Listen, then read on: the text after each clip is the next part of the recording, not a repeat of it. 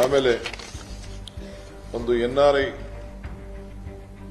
ಬಹಳ ಜನ ನಾನು ಹಿಂದೆ ಮಾತು ಕೊಟ್ಟಿದ್ದೆ, ನಮ್ಮ ಮ್ಯಾನಿಫೆಸ್ಟೋಲ್ಲೂ ಹೇಳಿದ್ದು, ಒಂದು NRI ಸಪರೇಟ್ ಸೆಕ್ರೆಟರಿಯೇಟ್.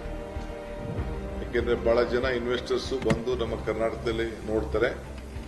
ಅದಕ್ಕೆ ಒಂದು ಸಪರೇಟ್ NRI ಸೆಕ್ರೆಟರಿಯೇಟ್ ನ ಮಾಡಿ, ಸೊ ಯಾರೇ ಬರ್ರಿ NRI ಅವ್ರಿಗೆ ಏನೇನು ಫೆಸಿಲಿಟಿ ಮಾಡಿಕೊಡ್ಬೋದು, ಏನೇನು ಸಹಾಯ ಮಾಡ್ಬೋದು ಇರುವಂತ ಸಿಸ್ಟಮ್ನಲ್ಲಿ.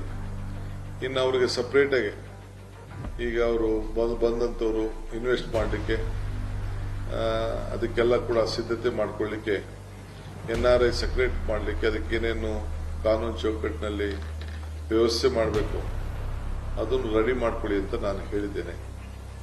ಸೊ ಅದು ಕೂಡ ಅವರು ಒಂದು ಪ್ರಪೋಸಲ್ನ ನಮ್ಮ ಅಧಿಕಾರಿಗಳೆಲ್ಲ ಕೂಡ ಸದ್ಯದಲ್ಲೇ ಕೊಡ್ತಾ ಇದ್ದಾರೆ.